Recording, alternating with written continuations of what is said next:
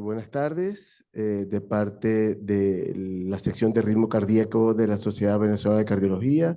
Queremos darles la bienvenida a este interesante bloque de electrofisiología. Vamos a contar por vía remota, pero presencial en su mayoría, con 4 grandes expertos mundiales en electrofisiología. Me va a acompañar en la coordinación de la mesa mi querido amigo y compañero, el doctor Sergio Hernández del Estado Lara. Y al final de cada conferencia vamos a contar con un panel de especialistas en electrofisiología que se encargarán de hacer las preguntas. Para no perder más tiempo, tenemos ya en vivo a nuestro muy apreciado amigo y colega, el doctor Luis Carlos Sáenz, de la Fundación Cardioinfantil de la ciudad de Bogotá, el cual ha estado en varias oportunidades aquí en el país, ha sido un gran colaborador de la electrofisiología en el país, en las buenas y, como digo yo, en las no tan buenas.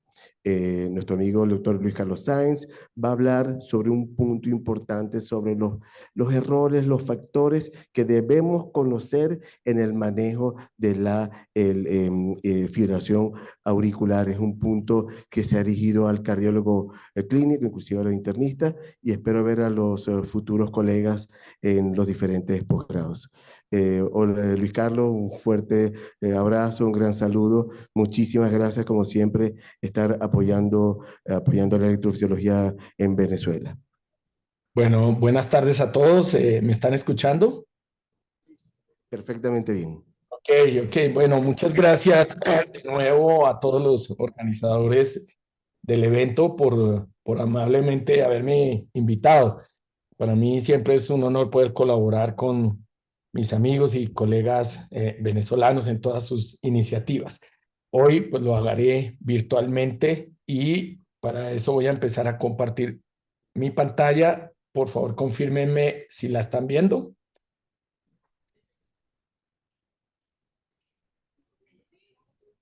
¿Están viendo mi pantalla? Sí, perfectamente bien, se ve todo claramente. Ok, perfecto. Entonces, como lo acaban de mencionar, voy en los siguientes minutos a desglosar lo que considero yo son los errores críticos en el tratamiento de la fibrilación auricular. Y para esto los he agrupado en 3, los errores que tienen que ver con el diagnóstico, los errores que tienen que ver con la prescripción de la terapia antiembólica y los errores que tienen que ver con la prescripción de la terapia antiarrítmica.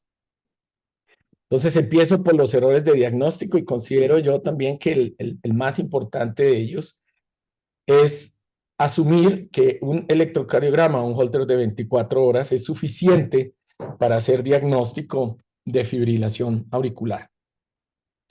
Como ustedes, como ustedes saben, por convención y de una manera arbitraria realmente, se ha asumido que el diagnóstico de fibrilación auricular, cuando logramos identificar los hallazgos electrocardiográficos típicos en un Holter, en un electrocardiograma completo de 12 derivaciones o en un Holter de 24 horas mediante el registro de los mismos que duren al menos 30 segundos. Y ustedes pueden ver acá a la derecha en este recuadro una línea, lo que sería la línea de tiempo de la historia natural de la enfermedad de la fibrilación auricular de un paciente. Pueden ver en negro los episodios de fibrilación auricular y en gris los episodios, los tiempos en que está en ritmo sinusal. Y pueden ver cómo estos dos métodos, tanto el electrocardiograma de 12 derivaciones como el Holter, en la medida que se registren 30 segundos o más de arritmia, podría ser un método sensible para el diagnóstico de fibrilación auricular, siempre y cuando sea empleado en pacientes que tengan variedades persistentes, que duren semanas, meses incluso en la arritmia. Pero a diferencia, en pacientes que tengan unos estadios relativamente iniciales de la enfermedad, con paroxismos relativamente infrecuentes y en su mayoría asintomáticos, pues estos dos métodos diagnósticos tendrían una sensibilidad muy limitada, porque básicamente necesitaríamos adivinar el día o el momento en que el paciente vaya a fibrilar para poder hacer el examen. Ustedes pueden ver acá en este recuadro, a su vez, magnificado un año de esta línea de tiempo del paciente y podrían ver cómo si nosotros le hiciéramos un electrocardiograma diario por un año a este paciente, registraríamos apenas el 0.6% del total del año. ¿Ok? Si nosotros hiciéramos un Holter al año, registraríamos el 0.2% de ese tiempo. Si hiciéramos, por ejemplo, 6 Holters de un día en un año, registraríamos el 2% y así sucesivamente. Por supuesto, la mayor probabilidad de registrar la arritmia, de hacer diagnóstico de la arritmia, sería mediante la monitorización continua, día y noche, 100% de ese año de ese paciente. Y este tema realmente ha llevado la necesidad más bien de hacer una monitorización más continua, ha llevado al desarrollo de diferentes tipos de tecnologías que arrancan desde o parten desde las tecnologías que hacen monitoría intermitente, que son de venta directa al consumidor, son los wearables, a holters que hoy en día pueden durar hasta un mes de registro y que pueden transmitir remotamente el registro precisamente eléctrico del paciente. También tenemos monitores implantables y por supuesto dispositivos de estimulación cardíaca implantables que nos permiten hacer una monitorización continua y que además se puede transmitir remotamente también. Este tema del impacto en la duración de la monitorización y su capacidad para el registro de fibrilación auricular, pues es un tema sensible e importante en pacientes en quienes el documento de la arritmia nos ayuda en la toma de decisiones claves, como por ejemplo en pacientes que tengan embolía de origen desconocido, eventos embólicos cerebrales de origen desconocido, y en quienes, como ustedes saben, el registro de fibrilación auricular es fundamental para poder indicar la terapia anticoagulante y prevenir nuevos eventos embólicos. Ustedes pueden ver acá un metaanálisis en el cual se han reunido los estudios publicados al respecto en este subtipo de pacientes y en el cual pueden observar cómo a medida que voy aumentando el tiempo de monitorización, va aumentando el número de eventos de fibrilación auricular que vaya registrando. De tal manera que si yo registrara en este tipo de pacientes con embolía de origen desconocido, un día de registro de monitorización eléctrica registraría 4.38% de eventos de fibrilación auricular. Si aumento a 30 días continuos de registro, aumento al 15%. Si aumento a 180 días de registro, aumento casi al 30%. Y por esta razón es que las guías de manejo de fibrilación auricular hoy en día recomiendan usar o emplear métodos de monitorización prolongada, primordialmente loop recorders implantables o monitores de eventos implantables, en pacientes con embolía de origen desconocido, con el ánimo de documentar y probar si hay fibrilación auricular, que lo explique y por supuesto cambiar la terapia de aspirina a anticoagulación.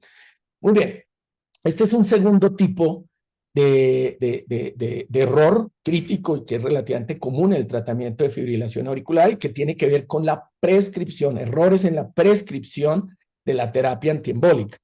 Y el error más común que vemos en la práctica es precisamente no prescribir o evitar prescribir anticoagulantes orales en pacientes que tengan alto riesgo embólico por temor a inducir sangrado y que es un temor pues genuino. Ustedes pueden observar acá los datos de un subanálisis del estudio Garfield que recogieron o reunieron la prescripción antiembólica en pacientes con fibrilación auricular que participaron desde Argentina, Brasil, Chile, México. Y pueden ver cómo acá está relacionado el CHA2-VASc de esos pacientes con la prescripción antiembólica. Y pueden ver cómo en pacientes que tenían riesgo incrementado, riesgo embólico incrementado, es decir, tenían CHA2-VASc de 2 hacia arriba, apenas en el 36% de ellos se indicó, en un 36% de ellos no había indicación de anticoagulación oral, a pesar de que por guías está sugerido, ¿no es cierto? Entonces pueden ver acá en estos grupos, en morado acá, la no prescripción, ¿ok? De terapia anticoagulante a pesar del CHA2-VASc incrementar. Y en principio la causa de esta no prescripción era un concepto erróneo respecto a que se consideraba que el riesgo de sangrado, e incluso a medida que aumentaba el CHA2-VASc, iba y superaba ampliamente al beneficio esperado con el inicio del anticoagulante oral. De hecho, en estos pacientes, si ustedes observan acá en verde, se sobreestimó la seguridad y la eficacia de aspirineta. Hasta 30% casi estos pacientes con alto riesgo fueron prescritos con aspirina y no con anticoagulación oral. Y este dato es crítico. ¿Por qué? Este error es crítico porque se vio que estos pacientes que participaron por nuestra región tenían una mayor mortalidad cuando se le comparaba con los pacientes que entraron al registro que venían de otras partes del mundo. Y en esencia se correlacionó con una pobre prevención de riesgo embólico y asociado también tenían una carga mayor de comorbilidades. ¿Ok? Entonces, ¿qué debemos hacer o qué se recomienda hacer para optimizar el uso de la terapia anticoagulante en estos pacientes de AFA con riesgo embólico? Pues entender el balance riesgo-beneficio en el inicio de los anticoagulantes orales de acuerdo al perfil del paciente. Ustedes pueden ver acá en esta gráfica, pues este balance se ve representado en términos de riesgo en el hecho de que los anticoagulantes orales sí pueden aumentar la aparición de sangrado mayor, por ejemplo, intracraneano, hasta en un 0.9% de los pacientes que estén en esa medicación, ¿no es cierto? Y por lo tanto, este riesgo de daño o de sangrado debe estar superado por el beneficio esperado cuando inicia un anticoagulante, ¿no es cierto? ¿Cuál es el beneficio esperado? Pues el número de eventos embólicos que yo vaya a prevenir con el inicio de la terapia anticoagulante, que a su vez tienen que ver con el riesgo absoluto embólico del paciente. El riesgo absoluto embólico del paciente es la tasa de eventos embólicos esperados sin terapia anticoagulante. ¿Ok? Y que, por supuesto, pues debe superar la tasa de eventos de sangrado. Entonces, se ha sugerido en la literatura que un riesgo absoluto embólico del 1% sería el umbral adecuado en el cual prescribir la terapia anticoagulante superaría el riesgo de sangrado. ¿Por qué? Porque el riesgo de sangrado, al menos con anticoagulantes directo, es 0.9. Entonces, de 1% de riesgo absoluto para arriba o mayor, pues la terapia anticoagulante en principio tendría un balance riesgo-beneficio a favor del uso de los mismos. Ahora, ¿cómo establecemos el riesgo absoluto de un evento cerebrovascular en un paciente con FA? Bueno, con el uso del CHA2-VASc, ¿no es cierto? Ustedes saben que un CHA2-VASc de 2, por ejemplo, se asocia con un riesgo absoluto de evento cerebrovascular ya casi de 2, de 1.9, y va aumentando a medida que vamos sumando en el score, ¿no es cierto? Y por lo tanto, en principio, superaría ese umbral terapéutico. Entonces pueden ver otra manera de entenderlo en estas gráficas de la izquierda. Pueden ver acá una gráfica que relaciona en pacientes con FA en tratamiento con warfarina incluso el CHA2-VASc, aquí va sumando el score, y de este lado están los eventos. Y pueden ver cómo con warfarina en pacientes que tengan, que el riesgo de sangrado, de hemorragia intracraneana, de hecho, aumenta, pero con una pendiente muy baja, ¿no es cierto? Cuando usamos terapia anticoagulante, en este caso warfarina versus no usarla, y me refiero, ese cambio o ese incremento en el riesgo no es tan notorio a pesar del aumento del CHA2-VASc. Pero a diferencia, el riesgo de tener una embolía, un evento embólico si no anticoagula el paciente, aumenta sustancialmente a medida que el CHA2-VASc va aumentando. ¿Eso qué quiere decir? Que a partir de 2 de CHA2-VASc, del score, el riesgo, el riesgo de sangrado es superado ampliamente por el riesgo absoluto de tener una embolía. Y por lo tanto, estaría indicado, estaría a favor el riesgo-beneficio de indicar anticoagulantes orales. Miren aquí cómo bajan el riesgo cuando se administra terapia anticoagulante. Y acá es algo similar. Se compara el Hasbled, el score, con la tasa de eventos y pueden ver cómo a medida que el riesgo por Hasbled de sangrado aumenta, su pendiente no es tan marcada como sí lo es el aumento sustancial en el riesgo embólico si no se anticoagula el paciente. Entonces, sumando estos datos, podemos entender que en casi todos los pacientes con fibrilación auricular, el riesgo isquémico embólico sin la terapia anticoagulante sobrepasa con creces el riesgo de hemorragia y primordialmente intracraneal, con excepciones del Charles-Bach 0, obviamente, porque el riesgo es muy bajo, el umbral no se cruza el umbral, o en pacientes que tengan contraindicaciones para el anticoagulante oral que realmente son supremamente escasas, son 0.4%. Por lo tanto, anticoagular es la regla, con muy pocas excepciones, y esto lo soportan las guías. Recuerden que pacientes con Charles-Bach de 2 para arriba tienen indicación de anticoagulación oral. Los que están tienen Charles-Bach de 1, ahí hay que individualizar la indicación. Podría haber beneficio como una indicación 2A. Yo en este caso pongo ejemplos como, como pacientes que tengan un score de 1 porque tienen 65 años y no tengan ningún otro factor de riesgo. Pero yo sé que la aurícula, por ejemplo, es severamente dilatada, ¿no es cierto? Entonces es Charles-Bach de 1, pero es un paciente que yo tengo la percepción de que individualizadamente se puede beneficiar con una indicación 2A.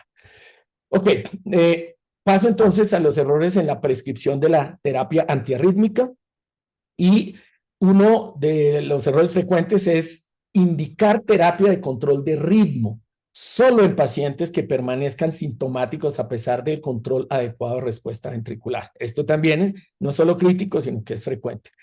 Y tenemos que reconocer que esa era la práctica usual, incluso respaldada por guías hasta hace unos años. Y en virtud a que los estudios publicados hace casi más de 2 décadas que no mostraron realmente un impacto benéfico en la reducción de los desenlaces cardiovasculares de mortalidad, desarrollo de falla, embolía, etcétera, asociados a la terapia de control de ritmo cuando se le comparó con la terapia de control de respuesta. Y eso hizo que las guías recomendaran enfocar el manejo como terapia de primera elección en respuesta ventricular, beta-bloqueadores, y dejar reservado inicio de antiarrítmico para manejo de control de ritmo solo en los que permanecían sintomáticos a pesar de un adecuado control de la respuesta ventricular. Pero hay que tener en mente que estos estudios previos de hace más de 2 décadas incluyeron pacientes en un estado relativamente avanzado de su fibrilación y no incluyeron la terapia de ablación con catéter como una de las opciones. Más recientemente se ha publicado evidencia que sugiere que si empezásemos terapia de control de ritmo más tempranamente, probablemente seríamos más efectivos. Y adicionalmente sabemos que los pacientes en quienes se dejan en terapia de control de respuesta más fácilmente progresan a variedades persistentes en un seguimiento de 1 o 2 años. Y la progresión del patrón de fibrilación auricular de paroxístico a persistente se ha relacionado además con el incremento de morbimortalidad. Y eso ha llevado al diseño de estudios como el EAST-AFNET, en el cual se probó precisamente el efecto de inicio de terapia de control de ritmo muy tempranamente, y para eso se incluyeron pacientes de relativo alto riesgo, que hubiesen sido diagnosticados dentro del año en que los vemos de fibrilación auricular. Y digo que eran de alto riesgo porque tenían 75 años o más, o deberían tener una embolía previa, o podrían tener más de 65 años, pero con al menos 2 factores de riesgo. Estos pacientes fueron aleatorizados a ir a terapia temprana de control de ritmo, es decir, así fuera el primer episodio de FA paroxística, persistente o incluso asintomáticos, empezar terapia de control de ritmo con antiarrítmicos inicialmente, y en el que no pudiera tomar antiarrítmicos por alguna razón, se recomendaba ablación incluso de entrada. Es decir, 8% de los pacientes fueron a ablación con catéter como parte de esa terapia de control de ritmo temprano. Y acá había algo importantísimo para mí, y es que a estos pacientes en cualquiera de las terapias del control de ritmo que hayan empezado, se les pidió que enviaran 2 o 3 electrocardiogramas por transmisión transtelefónica a la semana cuando estuvieran sintomáticos, y tan pronto se verificara que la terapia falló, debería escalonarse. Si había fallado el antiarrítmico, se escalonaba, por ejemplo, a ablación. Estos pacientes también se aleatorizaron en otro brazo al manejo usual, que era control de respuesta ventricular, y por supuesto el resto de terapia por guías, anticoagulante, manejo de factores de riesgo y demás. ¿Y qué quisieron medir? el impacto de las dos terapias en un desenlace compuesto de muerte cardiovascular, evento cerebrovascular, hospitalización por falla o infarto agudo de miocardio. Y miren acá los resultados. Está la tasa de sobrevida libre del evento compuesto, del desenlace compuesto. Miren cómo la terapia de control de ritmo disminuyó un 21% la presentación de ese desenlace compuesto. Entonces, hoy en día se sugiere considerar la terapia de control temprana de ritmo independientemente de los síntomas, de manera temprana en pacientes que han sido diagnosticados de fibrilación auricular dentro del año del diagnóstico y que tengan, sean de alto riesgo por los factores de riesgo que mencioné, porque disminuye precisamente la aparición de estos desenlaces cardiovasculares. Esto es un cambio muy importante de paradigma, porque recuerden que veníamos de guías que recomendaban considerar control de ritmo simplemente si habían síntomas o recurrencia de síntomas a pesar de control de respuesta ventricular.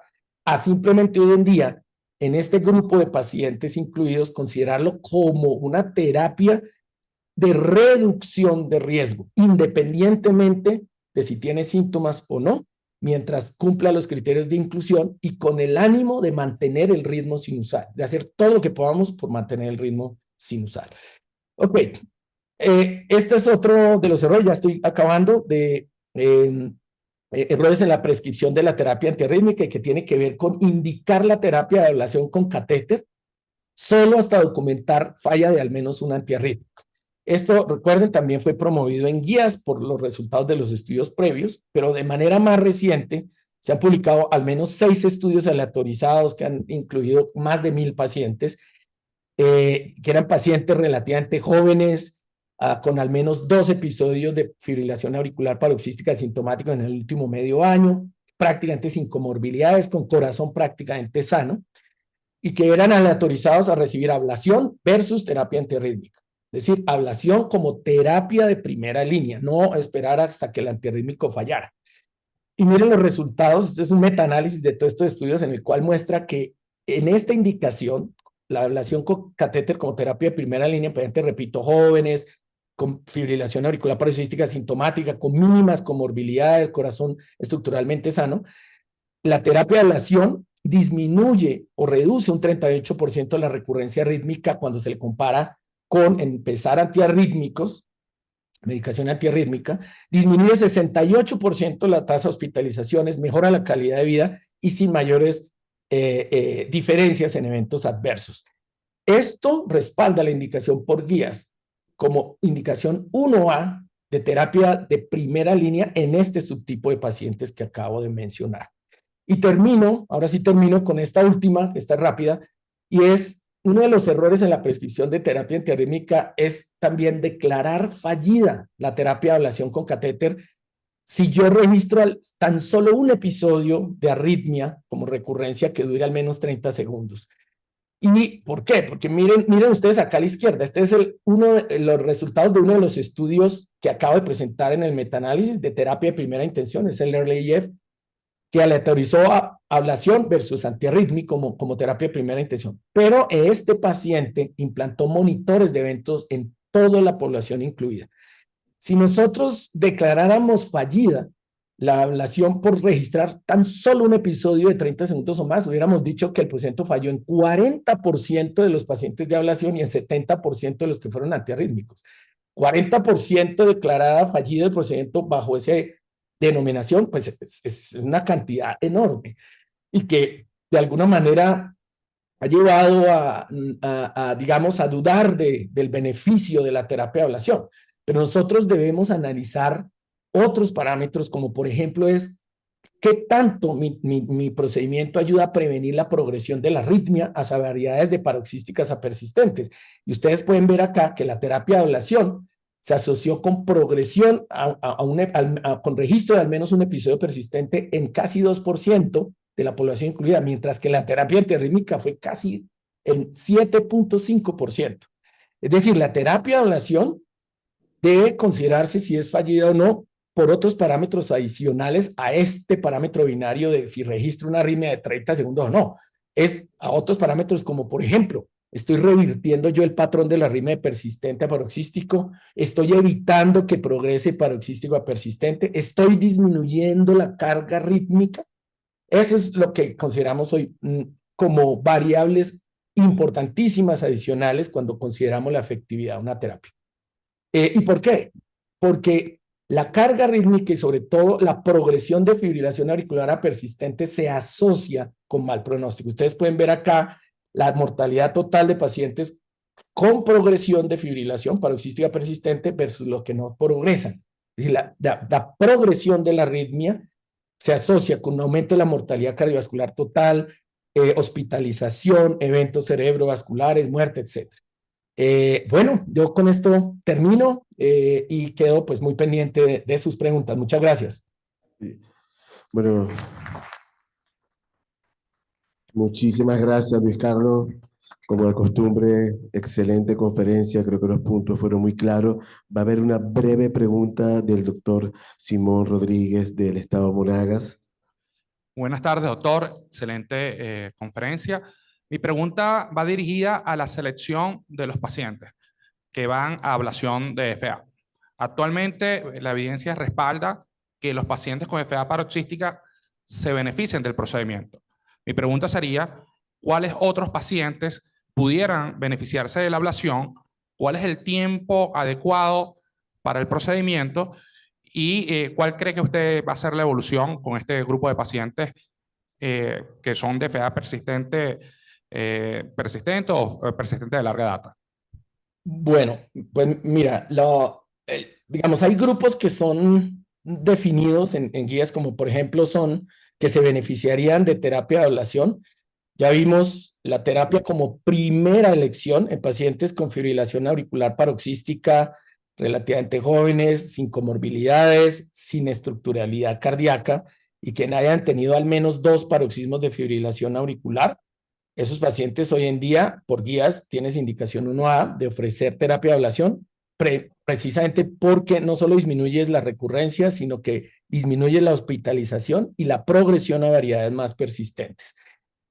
Del otro lado, estarían los pacientes, digamos, que son persistentes, ¿no es cierto?, que se asocian con falla cardíaca, por ejemplo, paroxísticos persistentes que se asocian con falla cardíaca. No lo mostré, pero eso es otra de las indicaciones, con el ánimo de disminuir desenlaces compuestos como rehospitalización por falla, mortalidad, etcétera.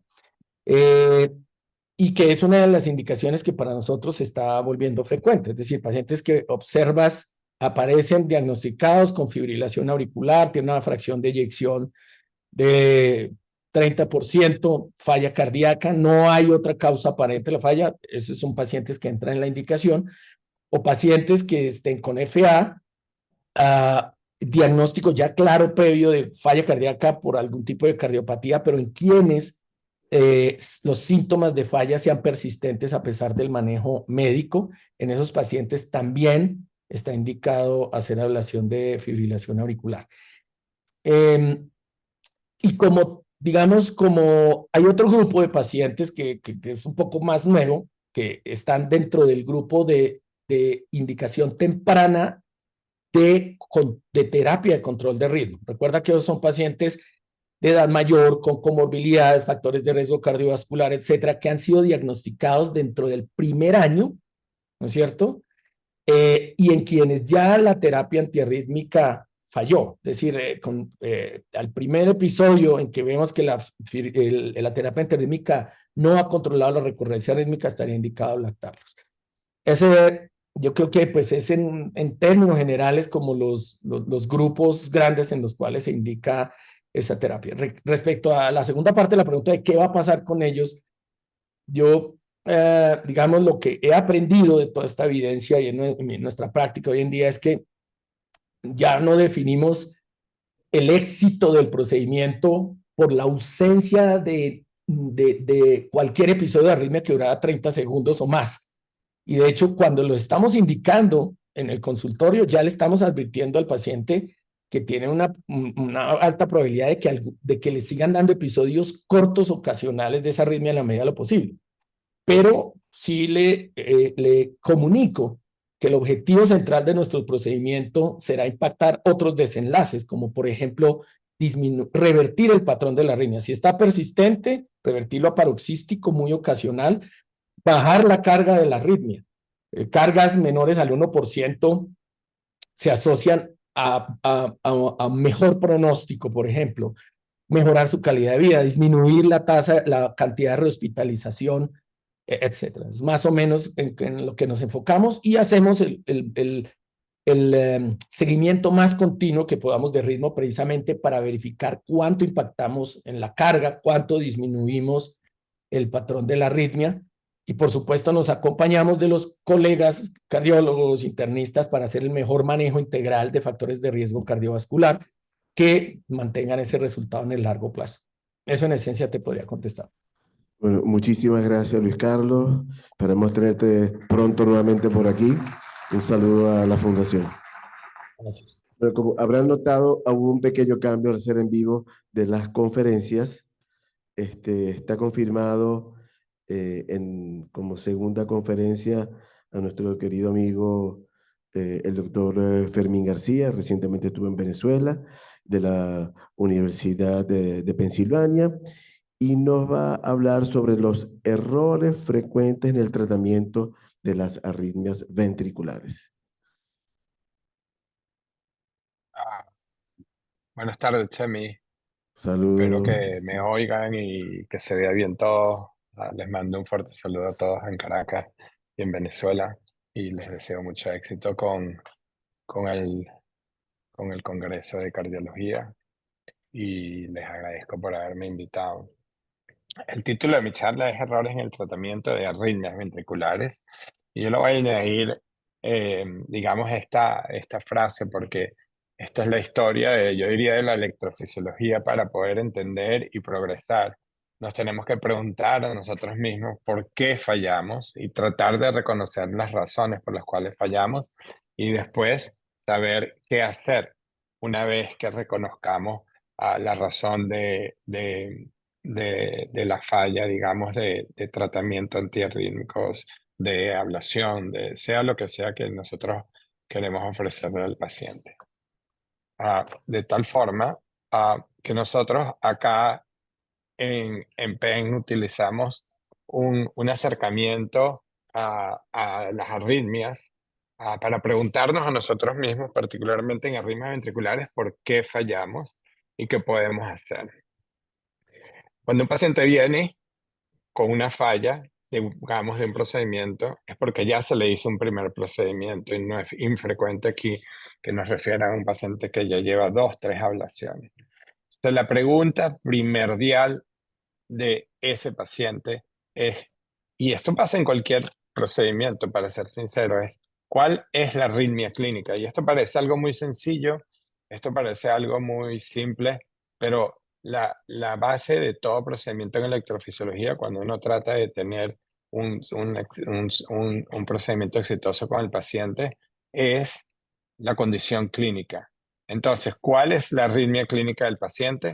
En este caso, como estamos hablando de taquicardia ventricular, es primordial para cualquier cardiólogo, electrofisiólogo, al momento de tener una taquicardia ventricular, hacer lo máximo posible sin poner a riesgo la vida del paciente. Obviamente, un paciente hemodinámicamente inestable es muy difícil obtener un electrograma de 12 derivaciones, pero obtener el electrocardiograma del paciente, porque eso es lo que define la arritmia clínica, independientemente de cualquier otro, digamos, estudio de imagen. Pero es importantísimo entender cuál es la arritmia clínica. ¿Por qué? Porque la primera razón de falla es que un paciente va para ablación y que se le hizo ablación en el sitio equivocado. El sitio equivocado sencillamente es porque se asumió que la arritmia viene de un sustrato determinado, digamos un infarto de cara inferior, pero la taquicardia ventricular, digamos, venía no de esa región, sino venía de otra región. De tal forma que la definición del sustrato siempre es importante, pero asociada al electrocardiograma de derivación. Esto es un ejemplo de un paciente con taquicardia ventricular recurrente después de 2 procedimientos endocárdicos. O sea, ya se le hizo 2 ablaciones endocárdicas al paciente y viene con taquicardia ventricular de nuevo.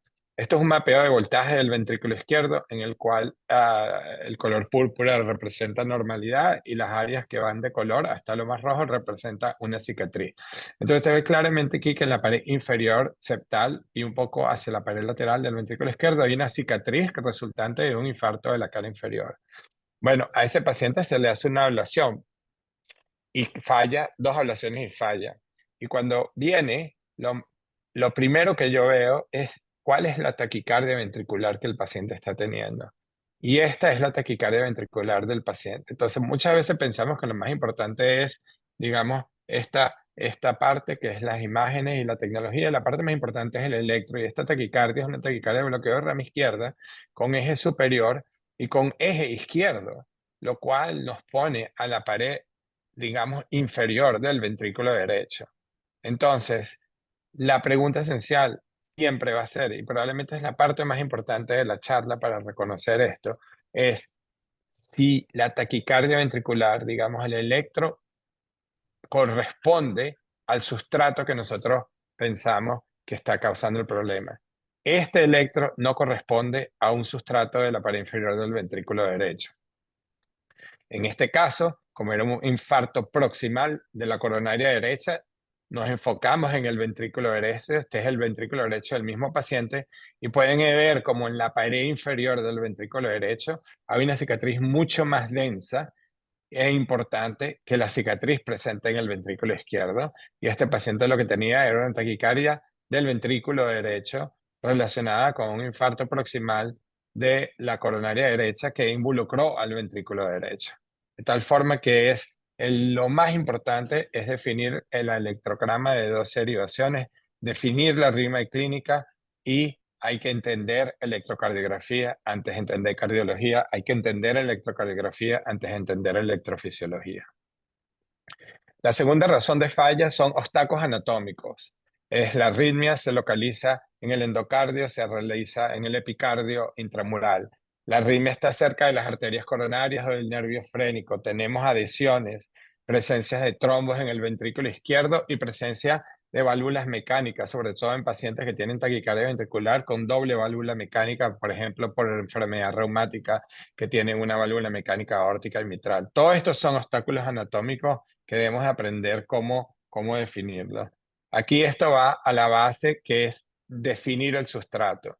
En pacientes con enfermedad cardiomiopática isquémica, el sustrato siempre está relacionado a la arteria, ¿ok?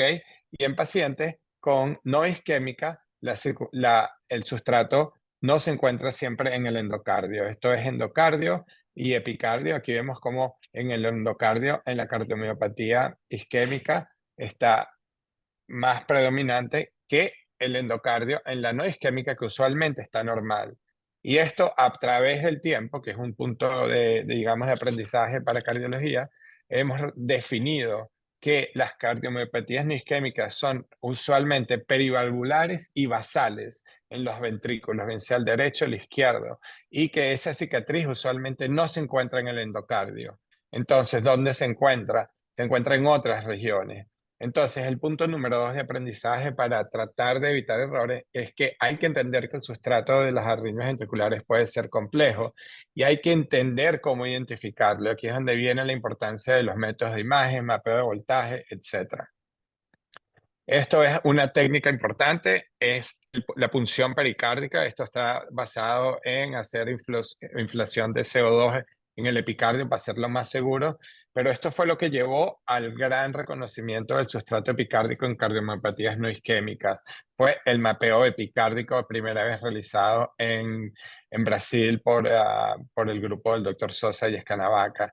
Entonces, si usted va a hacer taquicardia ventricular, si usted tiene un programa serio de ablación de taquicardia ventricular, usted tiene que saber cómo explorar el pericardio, acceder al pericardio para explorar el epicardio, porque eso se trata la mayor parte de los no isquémicos.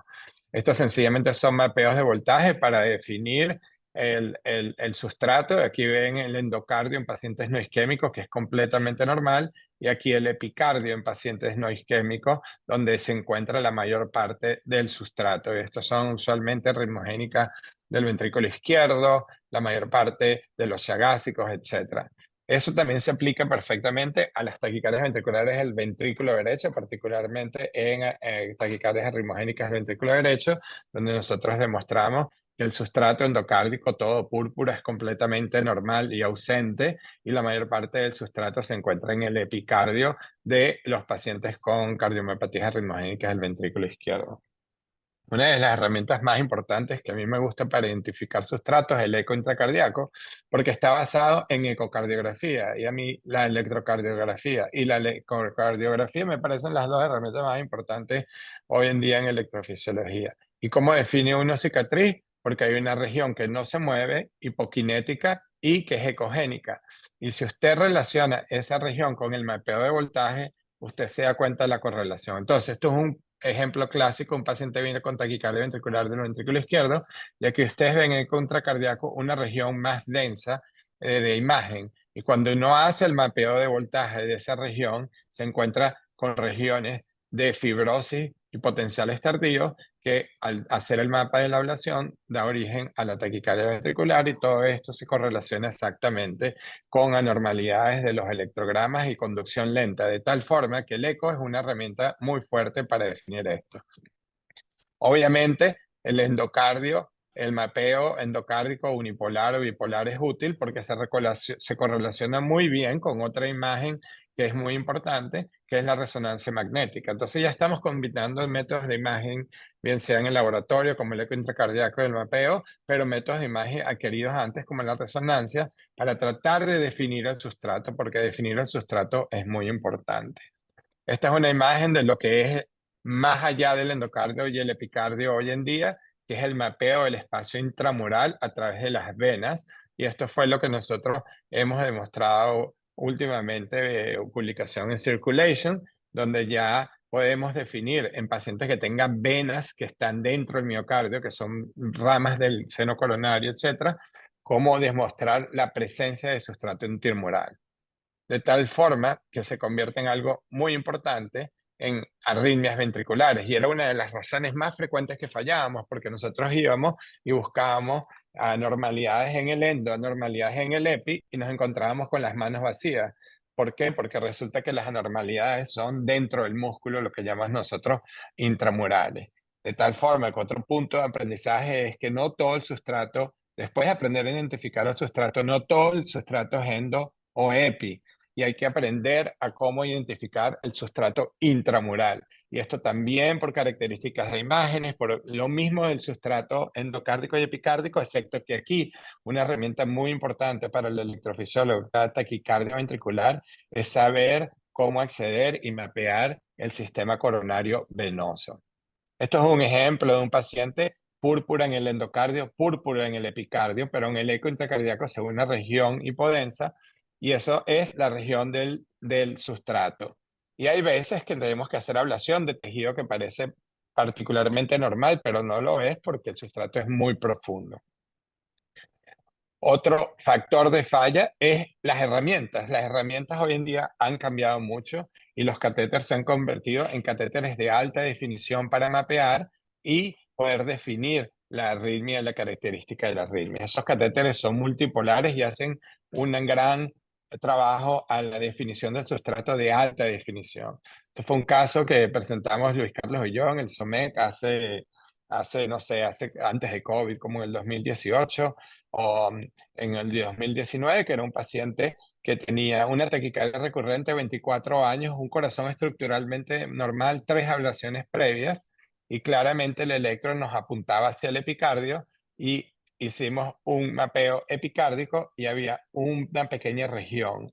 Y esta es la idea del mapeo de alta densidad: es tratar de identificar con catéteres de alta densidad esta región de potenciales tardíos, que es la que da origen a la taquicardia ventricular. En este caso, esa región es la de interés, y podemos ver cómo durante la taquicardia, un corazón totalmente estructuralmente definitivo como normal, tiene una pequeña cicatriz en el epicardio. Esto no es un corazón normal. Esto es un corazón que tuvo alguna enfermedad que causó fibrosis, densidad pericarditis, viral, etc.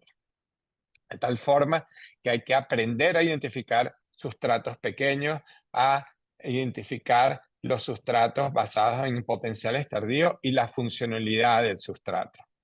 Y finalmente, a nosotros nos pagan para muchas cosas, pero en realidad nos pagan no para diagnosticar ni para un paciente que viene a una ablación. La realidad es que nosotros tenemos que resolver el problema y hay que producir lesiones, hay que producir ablación en el área que es importante. De tal forma que hay que tener mucha atención a cómo se aplica la radiofrecuencia. Hoy en día con Pulse Field Ablation vamos a tener otras oportunidades. Utilizamos alcohol muchas veces para poder tratar de eliminar ese sustrato y esa arritmia. Y de tal forma, atención a los detalles de la lesión es muy importante. Y a la final del día, una vez que definimos el sustrato, una vez que definimos la arritmia, una vez que definimos el mapeo, una vez que hacemos la ablación, siempre tenemos que pensar en reevaluar cuál fue el endpoint que utilizamos para tratar de evitar la recurrencia. Entonces, a la final, no nos podemos mentir a nosotros mismos si vamos a hacer eliminación de todos los potenciales tardíos que llamamos homogenización o la no inducibilidad. Todos esos son endpoints que se tienen que ser demostrados en el laboratorio. De nada vale entrar, poner 2, 3, 4 lesiones y salir y el paciente sigue inducible. De tal forma que en nuestro laboratorio, después de hacer una ablación de taquicardia ventricular en la mayor parte de los pacientes, al día siguiente le hacemos un test para saber si está inducible o no, y ya les voy a enseñar en un minuto. Esto es un ejemplo de cómo hacer ablación. Esta zona nos interesaba y nosotros los electrofisiólogos, bueno, usamos ciertas cosas para definir el sustrato y la ablación exitosa. Finalmente, lo que quería enseñarles era esto, que es, si usted hace una ablación y al día siguiente usted induce la misma taquicardia ventricular, obviamente ese paciente va a tener recurrencia. De tal forma que inducibilidad es un mal pronóstico y es importante que no nos mintamos a nosotros mismos, ¿ok? Y tratar de enfrentar las fallas y enfrentar y entender por qué fallamos para poder, porque la única forma de progresar es no seguir haciendo las cosas de la misma forma una y otra vez. Así que les dejo aquí con el slide donde ponemos nuestro approach a por qué fallamos en las arritmias ventriculares y la forma de tratar de disminuir y superar estos obstáculos. Les agradezco mucho la oportunidad de participar y bueno, si tienen alguna pregunta, estoy aquí a la orden. Muchísimas gracias, Fermín, por este panorama de algo que puede ser muy complejo, donde vemos cómo necesitamos los electrofisiólogos de todos los grupos médicos, imágenes, etcétera, desde un simple electro hasta lo más complejo. La doctora Yolanda Abreu, otrora mi alumna, hoy mi compañera de trabajo, te va a hacer una pequeña pregunta. Hola Fermín, muchas gracias por tu presentación, muy bien explicada, un abrazo. Quería Hola, puntualizar aquí con nuestra audiencia que es en su mayoría clínica, que nos dijeras un paso a paso, cuál es la mejor herramienta para que usted determine carga rítmica en su paciente, luego con qué, si es un paciente isquémico o no, veo si su corazón realmente es estructuralmente sano o a qué llamo corazón estructuralmente sano. Y posteriormente, después de haber averiguado eso, ¿qué elegirías como tratamiento? Y por último, la derivación o no hacia un servicio especializado en arritmia. Una preguntita que tiene 5 preguntas. Bueno. Tienes 5 minutos para responder. 5 minutos para responder. Bueno, la identificación de carga rítmica o no depende de lo que estemos hablando. Si estamos hablando de taquicardia ventricular, obvio que es totalmente diferente a si estamos hablando de otro tipo de arritmias ventriculares como las extrasístoles ventriculares. A la final del día, taquicardia ventricular, la presentación clínica usualmente es mucho más, digamos, impactante que extrasístoles ventriculares. En cuanto a monitoreo, lo ideal sería hacer un monitoreo que sea más de 24 horas.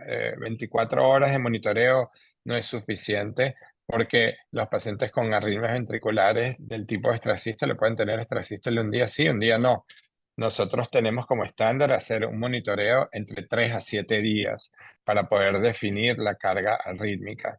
En cuanto a arritmias ventriculares, si el paciente no ha sido diagnosticado y no tiene un desfibrilador, porque la forma más fácil con arritmia ventricular para definir el patrón de recurrencia o el patrón de carga rítmica es el desfibrilador.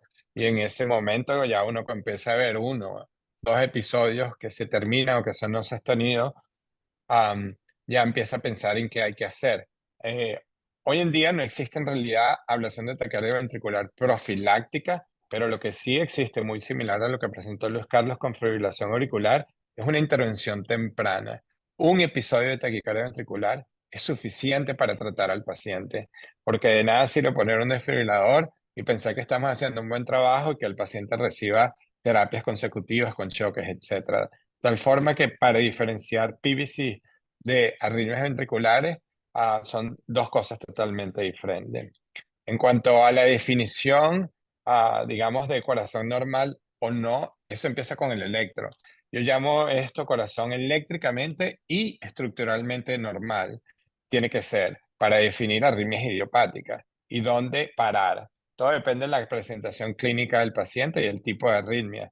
Pero yo digo que un buen electro donde se presta atención a todo, al segmento PR, al QRS, la presencia de fraccionamiento o no, a todos los detalles que se pueden presentar. Después de eso, como les expliqué antes, es esencial la documentación de la arritmia clínica en un electrocardiograma de 12 derivaciones, bien sea PVCs o sea taquicardia ventricular. Esa es la base del diagnóstico, esa es la base del tratamiento, porque el endpoint más importante de cualquier procedimiento en electrofisiología de ablación es eliminar la arritmia clínica, lo cual significa que si un paciente tiene 2 arritmias, bueno, a lo mejor usted le hace un favor eliminándole la segunda, pero si usted le elimina la segunda que usted diagnostica en el laboratorio y no le elimina la arritmia clínica, el problema clínico continúa. Es un concepto muy básico. De tal forma que no solamente el electro de reposo, pero todo el esfuerzo guiado a determinar la arritmia clínica. Y después vienen los métodos de imagen. El método de imagen más sencillo y disponible es el eco. Yo creo que un eco intracardíaco, un eco transtorácico bien hecho, con buena imagen, eso sí, tiene que tener buena imagen. A veces que el paciente no tiene buena imagen porque tiene el tórax tanto, tiene enfisema, es un paciente obeso, etc. Pero un buen eco podría definir. Entonces, claro, depende de el tipo de arritmia y la presentación clínica. Es diferente un paciente que se presenta con síncope que un paciente que se presenta con palpitaciones. Ahí usted puede definir. Nosotros, rutinamente, yo diría que esos son los 3 temas importantes, sin olvidar, obviamente, la historia clínica, presencia de enfermedad familiar, etcétera, etcétera, etcétera. O sea, una buena historia clínica, un buen electro y un buen eco son suficientes para empezar y diagnosticar algo que sea estructuralmente normal o no. Ahora, cuando yo veo un eco, tiene que ser normal. Un poquito anormal es anormal. Entonces, un paciente que tiene LVH, hipertrofia, pero mild, eso no es un eco normal. Eso ya es un eco anormal. Un paciente que tiene un poquito de dilatación del ventrículo izquierdo, bueno, ese poquito ya no es normal, es anormal. Un paciente que tiene un ventrículo derecho también un poco ensanchado y la pared está finita por aquí en la pared inferior, pero todo es leve. Eso está bien, es leve, pero no es normal. Lo que quiero decir con esto es que para tener un paciente idiopático, los estudios tienen que ser realmente normales. Estudios que son mínimamente anormales no son normales, de tal forma que cualquier anormalidad puede dar a riesgo a arritmias ventriculares y arritmias ventriculares peligrosas. Es importante entender esto porque no solamente los pacientes con fracción de eyección menores al 35% tienen riesgo de muerte súbita y 45% no te da ninguna protección. Y con tal, nada más decir que es mínimamente disminuido, eso ya te lleva a otro sitio. Entonces, las características clínicas de la arritmia, obviamente arritmias ventriculares sostenidas, múltiples morfologías de extrasístoles ventriculares, historia clínica, eso lleva al segundo nivel de imagen, que sería la resonancia magnética. Yo creo que cuando haya cualquier anormalidad y una sospecha alta, Es muy difícil hacerle resonancia magnética a todo el mundo por los costos, etcétera, y además que no es necesario. Pero cuando haya cualquier anormalidad, por ejemplo, arritmias idiopáticas típicas son del tracto de salida del ventrículo derecho. Si usted tiene un corazón mínimamente dilatado y las arritmias son inferoceptales, eso no es típico. Y esos son pacientes que hay que investigar, así sea que la fracción de eyección sea del 45-50%. De tal forma que hay que prestar atención al tipo de arritmia. Ese holter que usted va a hacer, usted tiene que estar pendiente si son 10.000 PVCs, pero son todas iguales o son todas diferentes, o tiene 3 o 4 morfologías para poder llevar. Entonces viene el tema de la resonancia. Obviamente que la resonancia ayuda mucho por identificación de sustrato. Y eso lo reservamos para ese tipo de pacientes, paciente que no sea clásico, típico, con todo normal. Yo diría que la resonancia tiene un valor informativo. Y el momento de tratamiento siempre va a estar definido por síntomas. Pacientes sintomáticos les ofrecemos una mejor calidad de vida. Arritmias que potencialmente causen cardiomiopatía, como el caso de arritmias ventriculares idiopáticas con PVCs de alta carga, que podían producir una cardiomiopatía por extrasístole. Y obviamente siempre me preocupo cuando un paciente tiene síncopa. En cuanto a las arritmias ventriculares, es eso, un episodio de arritmia ventricular es suficiente para considerar el tratamiento una vez que ya el paciente tiene un desfibrilador. Y cualquier paciente que se presente con arritmia ventricular sostenida y usted le ponga un desfibrilador y aunque sea no le ofrezca una droga antiarrítmica, eso va a ser un paciente con recurrencia. De tal forma que early intervention en arritmias ventriculares sostenidas está aceptado hoy en día. Lo que no está aceptado es que usted tenga un paciente con un infarto inferior y tenga una función del 40% o 35% y les pone un desfibrilador para prevenir muerte súbita. Ese paciente nunca ha tenido taquicardia ventricular, entonces, ojo, lo que no está aceptado es el tratamiento, digamos, profiláctico por ablación para prevenir arritmias ventriculares que no han ocurrido. Eso todavía no ha sido algo que está considerado como standard of care, ni siquiera en casos especiales, de tal forma que hay que definir la arritmia y el paciente tiene que tener una arritmia clínica para poder ofrecer tratamiento, bien sea antiarrítmico o con procedimientos de ablación.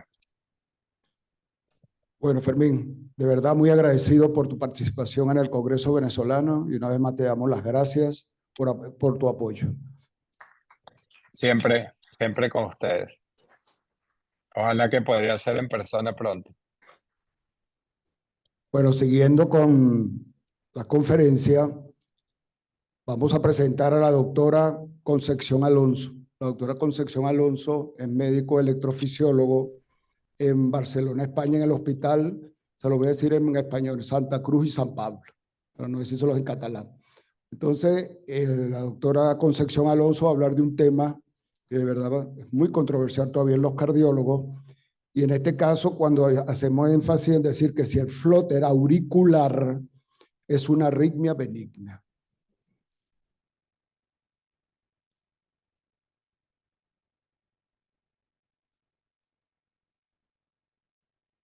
Saludos cordiales desde Barcelona, espero que todos estén bien y mi gratitud por esta invitación a participar en el Congreso Venezolano de la Sociedad de Cardiología.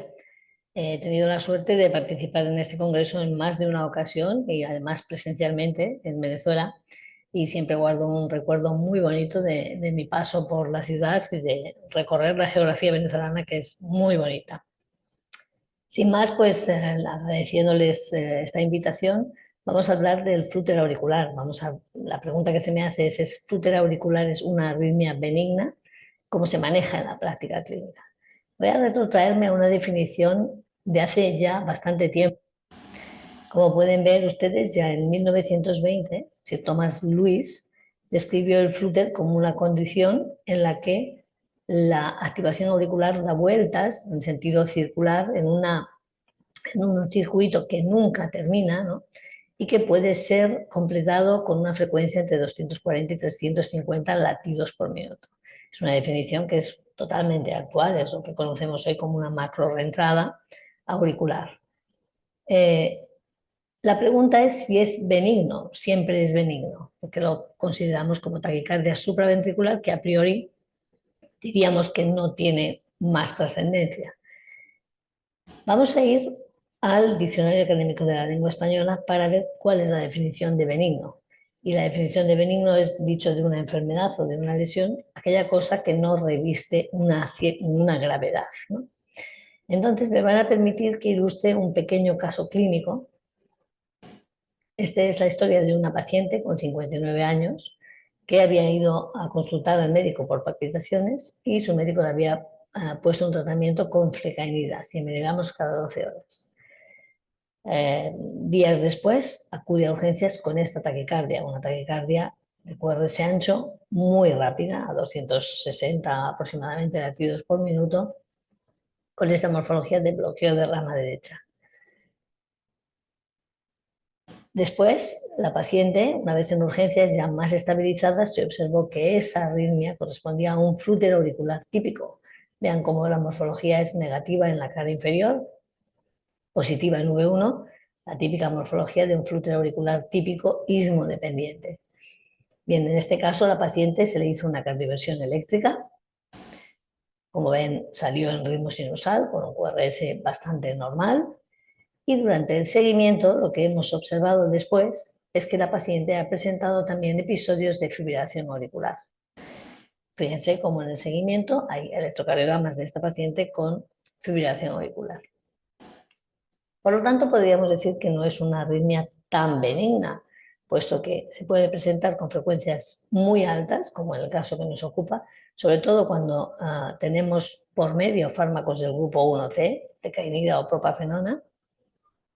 En algunos casos, como consecuencia de la alta frecuencia, si tenemos, por ejemplo, un paciente con un flúter 2.1 que no tiene muchos síntomas de palpitaciones, puede desencadenar, esto lo vemos también en la práctica clínica, una taquimiocardiopatía con una disfunción ventricular en algunos casos severa. Y además existe una relación muy estrecha del flúter con la fibrilación auricular, con el consiguiente riesgo que tiene de tromboembolismo, que sabemos hoy día que el riesgo tromboembólico en el flúter lo debemos manejar como igual que en la fibrilación auricular.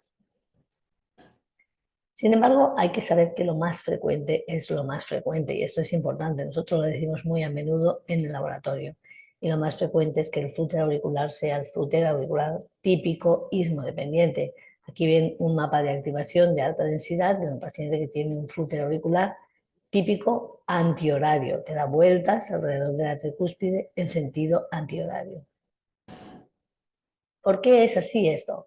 Esto es así porque en la aurícula derecha existen estructuras que actúan como barrera anatómica. Por ejemplo, las cavas, los orificios de las cavas, la cava superior, la cava inferior, la crista terminalis, que se ve que actúa como una barrera de bloqueo, por ejemplo, en la pared posterior, como pueden ver en el mapa. Aquí se ve que la activación no pasa porque la crista actúa como barrera. El triángulo de Koch.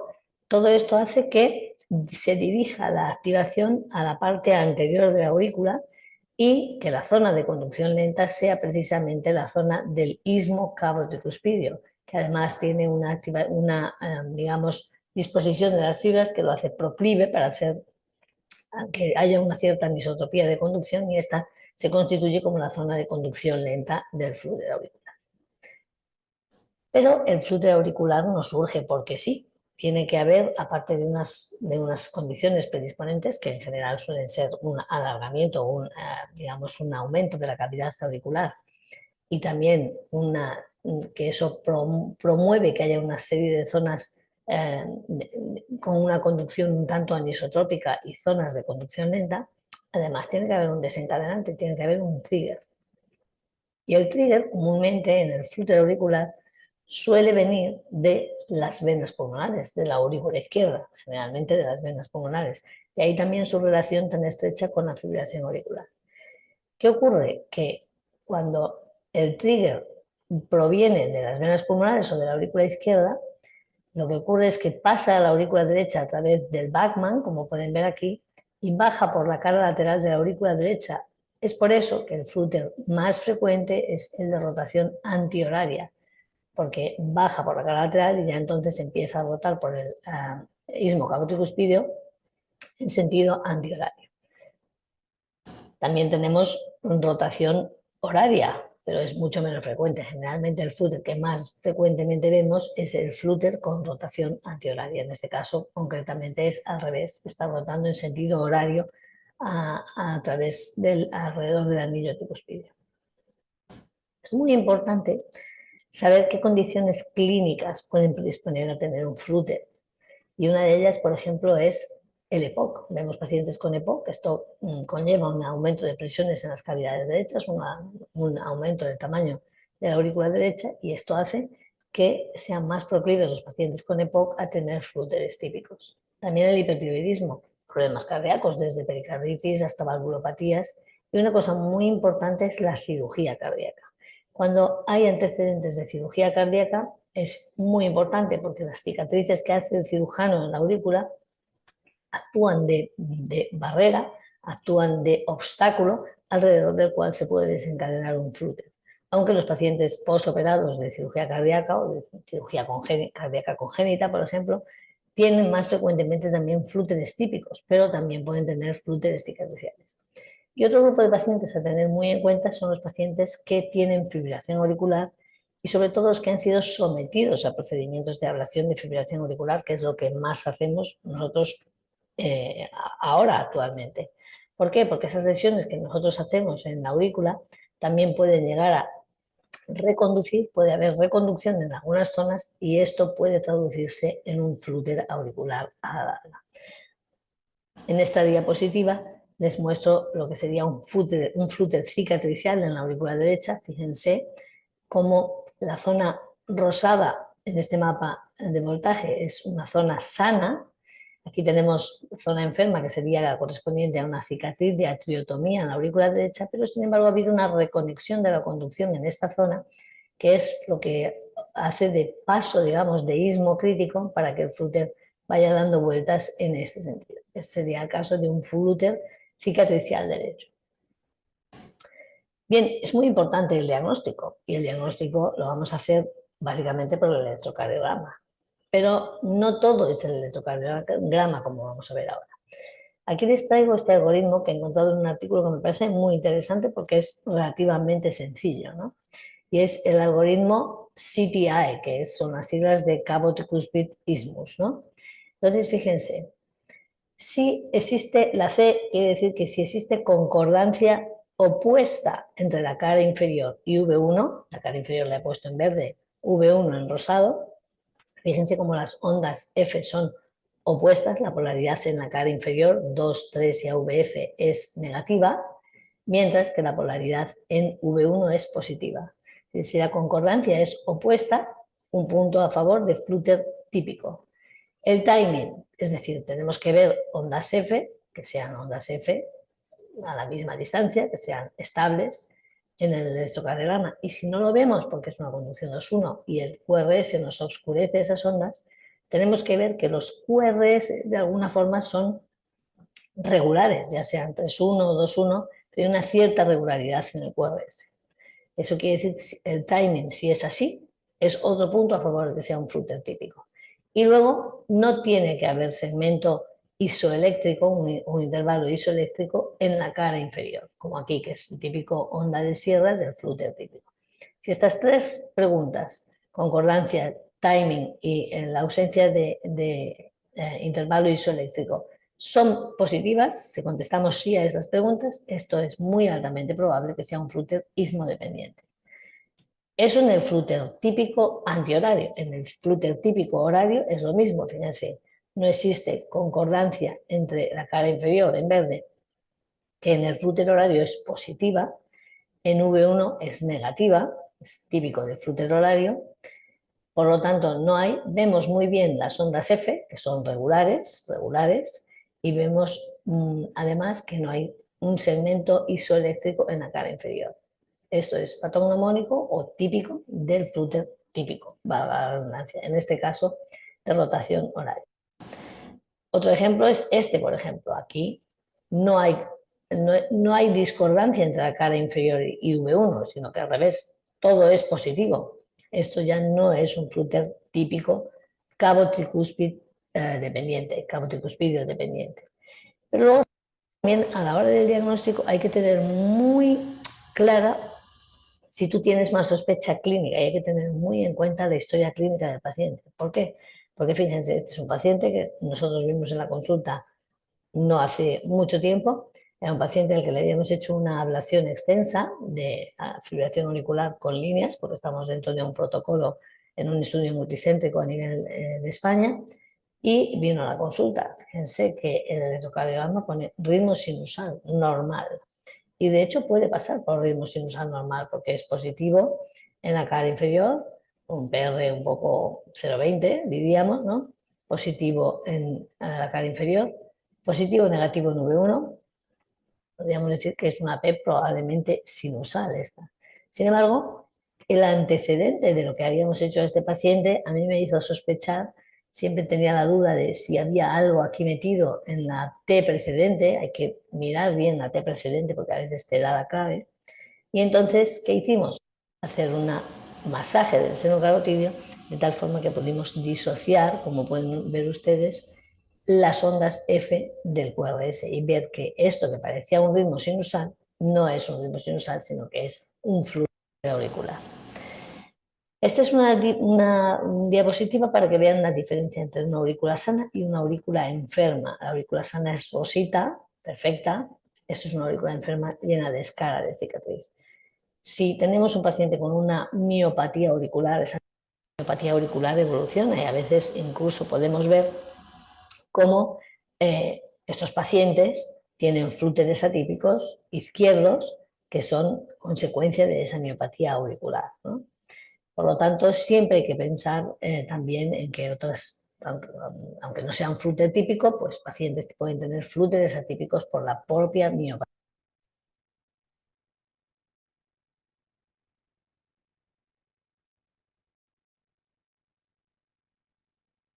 auricular. ¿Cómo se maneja el flúter actualmente? Bueno, pues tenemos el arsenal farmacológico que es limitado, que es frenadores del nodo AV, antiarrítmicos, realmente aquí no tenemos cibutilide ni dofetilide, sino que tenemos amiodarona y sotalol que nos quedarían, porque en estos pacientes con flúter no vamos a usar fármacos del grupo 1C por el riesgo de tener una respuesta ventricular muy rápida o una conducción 1-1. Se puede plantear perfectamente una cardioversión eléctrica en un paciente que tiene un flúter de reciente diagnóstico hasta que le podamos hacer la ablación, que es lo que realmente es más efectivo en estos pacientes con flúter. Estos son datos del registro español de ablación y vean cómo el segundo sustrato que más tratamos es el istmo cabo-tricuspidio, o sea, el flúter típico, con una tasa de éxito del 98% y complicaciones tan solo del 0,4%. Y luego los flúteres macropenetrantes atípicos, digamos, también tienen una tasa de éxito un poquito inferior y una tasa de complicaciones un poquito superior, pero también una tasa de éxito bastante importante. La ablación permite no solo ya interrumpir el flúter, como es en este caso, sino que además nosotros podemos constatar el bloqueo del istmo cabo-tricuspidio en estos pacientes. 3 palabras simplemente para hablar de la relación que no se conoce muy bien de la insuficiencia cardíaca y el flúter. ¿Por qué? Porque la insuficiencia cardíaca y el flúter siempre se ha mezclado con la fibrilación auricular y por lo tanto tenemos pocos datos, no hay estudios que valoren cuántos pacientes con flúter tienen insuficiencia cardíaca o tienen una taquimiocardiopatía. Lo que sí que sabemos que si nosotros hacemos una ablación y ponemos al paciente en ritmo sinusal, hasta el 80% de estos pacientes que tienen una disfunción ventricular van a normalizar la función sistólica. Este es un estudio que mira el impacto del flúter también en la insuficiencia cardíaca, en los pacientes con insuficiencia cardíaca, y que, como ven, es un estudio retrospectivo, pero que separa pacientes, 48 pacientes con ablación y 48 pacientes con tratamiento médico. Y vean cómo el resultado, tanto en ingresos hospitalarios como en mortalidad, es muy superior para la ablación con catéter, que sería la técnica, digamos, de elección para el control de estos pacientes. Por lo tanto, y en resumen, tenemos que decir que el flúter es un problema clínico importante, a veces difícil de controlar y a veces no tan benigno. Hay que recordar que lo más frecuente es lo más frecuente y que el flúter típico es lo más frecuente. La historia clínica del paciente es muy importante.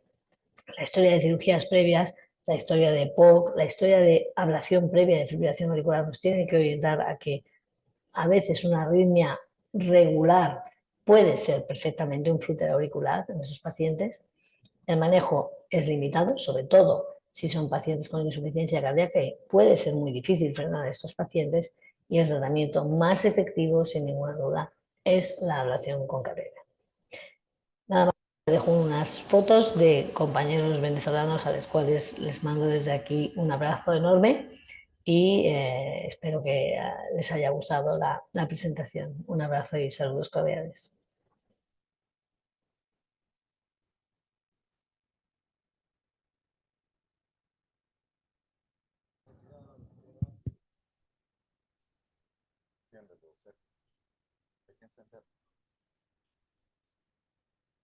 No,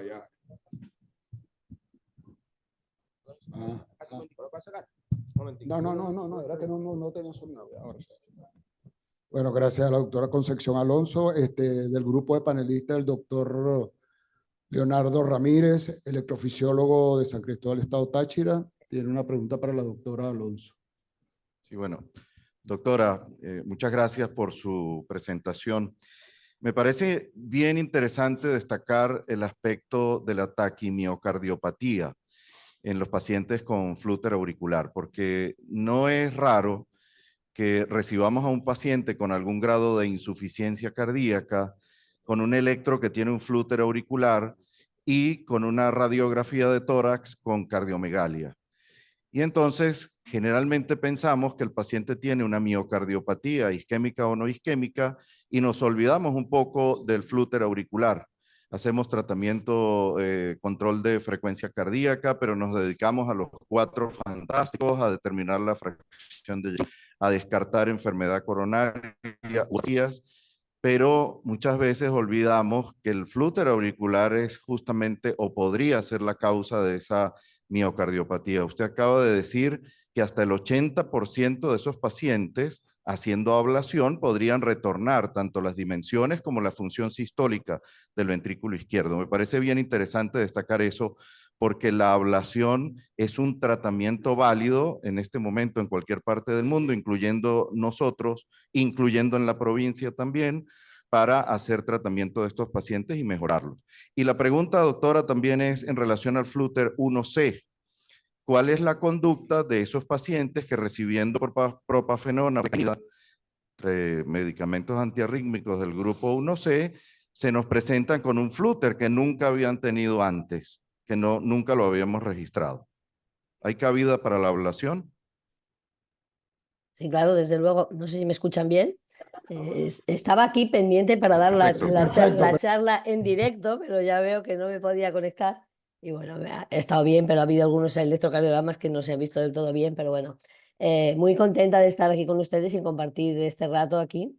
En cuanto a la primera pregunta, ya he dicho en la presentación que hay poca información sobre la incidencia de taquimiocardiopatía en personas con flúter. ¿Por qué? Porque se mezcla continuamente con pacientes que tienen fibrilación auricular.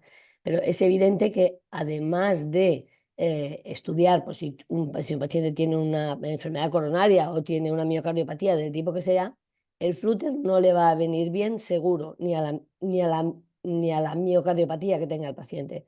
Por lo tanto, yo creo que una actitud muy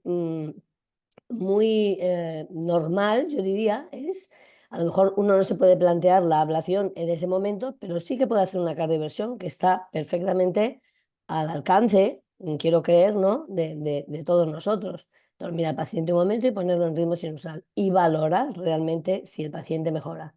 Desde luego, no le va a ir bien a un paciente que tiene una miocardiopatía y una fracción de eyección baja, estar en flúter auricular, seguro, porque la respuesta ventricular en los flúteres a veces es bastante alta y cuesta bastante frenar, y más si el paciente tiene insuficiencia cardíaca.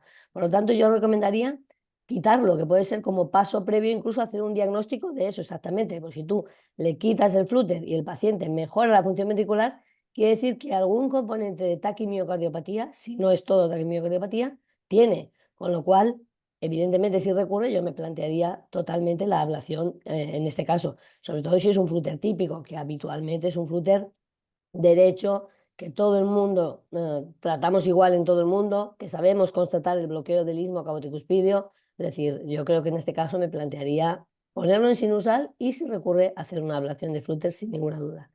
Y en cuanto al flúter 1C, es un flúter evidentemente que se ve.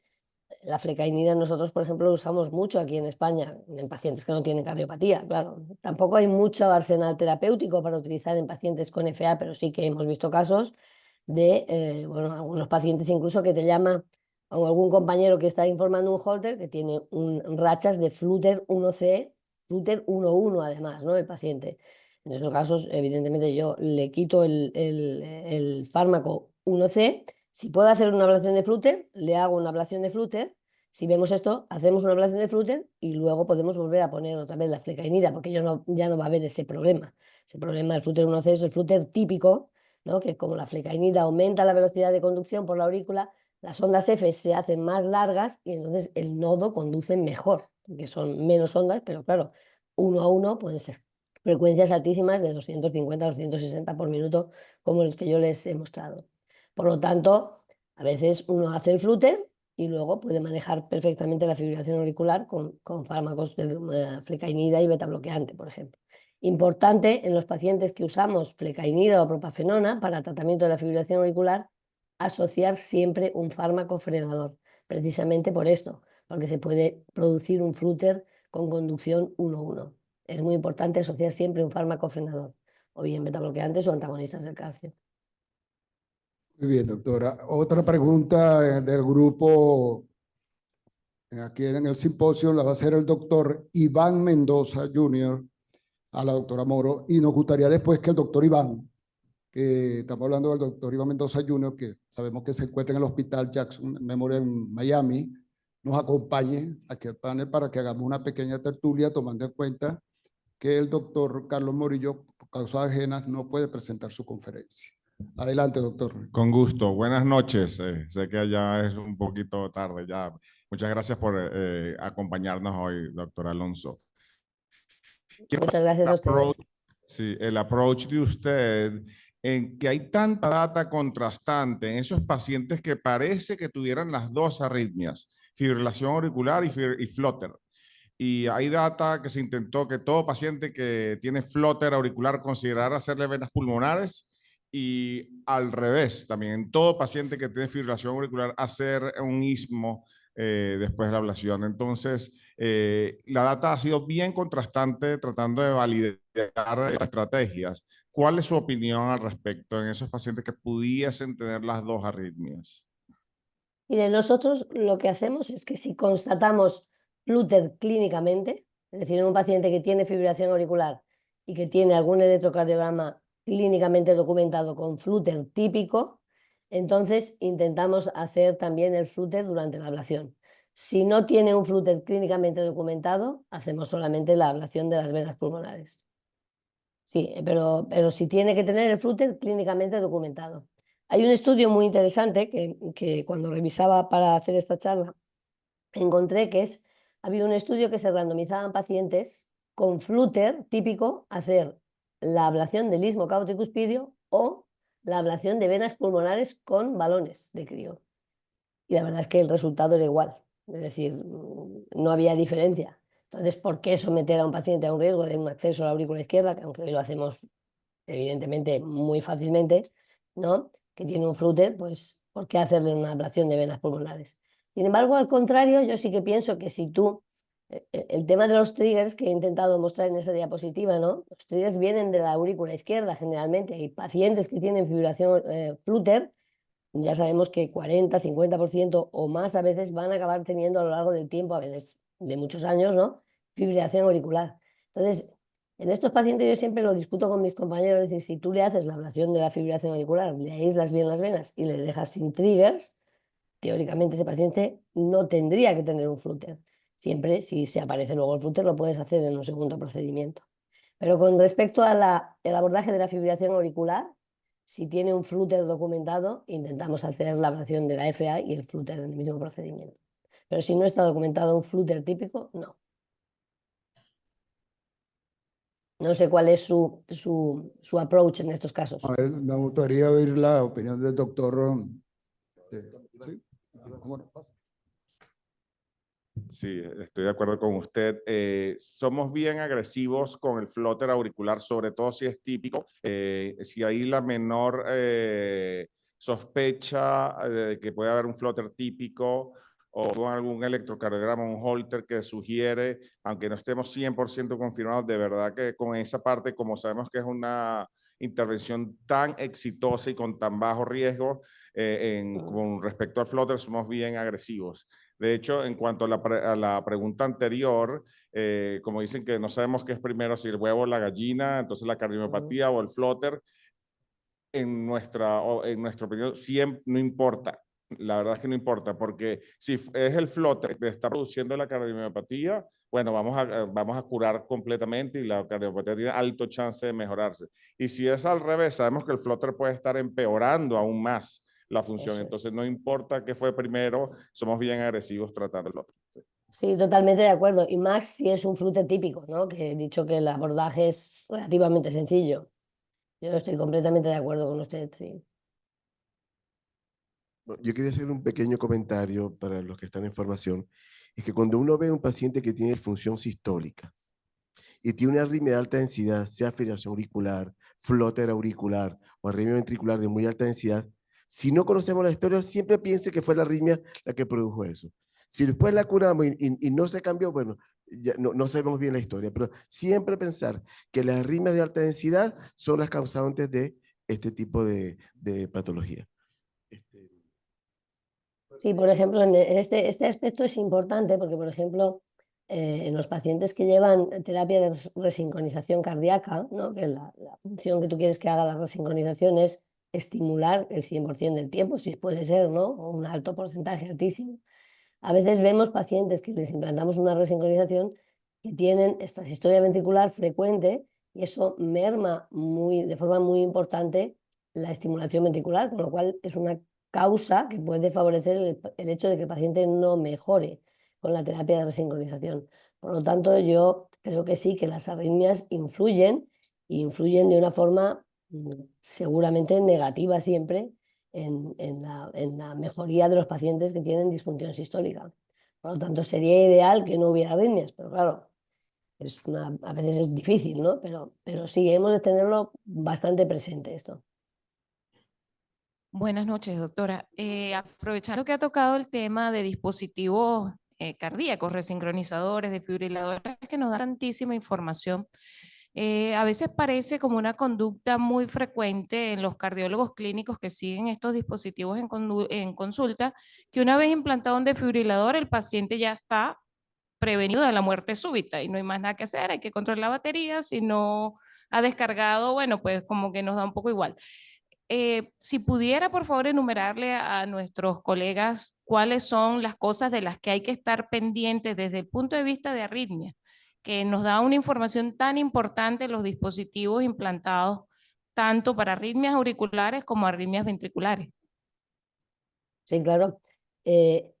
Cuando tenemos un paciente con un dispositivo implantado, sobre todo si el dispositivo implantado tiene un cable en la aurícula, vamos a tener información directa de si el paciente tiene o no tiene episodios, por ejemplo, de fibrilación auricular. Y si tenemos un porcentaje de estimulación, en el caso de la resincro, como les estaba diciendo, subóptimo, ¿no? Que hay que mejorar. ¿Por qué? Porque el paciente, por ejemplo, a mí una cosa que me parece bastante obvia y evidente es que a veces, y en mi medio también ocurre, que te piden resincronización a un paciente que está en fibrilación auricular rápida. Entonces, esto no tiene ningún sentido, porque la terapia de resincronización la vamos a poner para que estimule al paciente, para que quite esa asincronía y el paciente contraiga el ventrículo izquierdo de forma sincrónica. Si nosotros tenemos una fibrilación auricular que va rapidísima, no va a sincronizar, no va a resincronizar, no va a estimular. Por lo tanto, esto es importante. Pacientes que tienen un dispositivo de resincronización que se les ha puesto durante el ritmo sinusal y hacen un episodio de fibrilación auricular, que nosotros lo vemos, sabemos que esto, primero, no le va a sentar bien al paciente por el hecho en sí de perder la contracción auricular y, en segundo lugar, porque va a perder también parte de la estimulación ventricular, porque a frecuencias más altas el dispositivo nosotros lo podemos programar a 60 para que estimule a 60, 70, o lo que sea, pero si va a muy alta frecuencia no va a estimular. Por lo tanto, esto hay que tenerlo muy en cuenta. A veces los pacientes empeoran porque tienen una arritmia auricular, porque tienen muchos extrasístoles ventriculares, y esto hay que tenerlo en cuenta.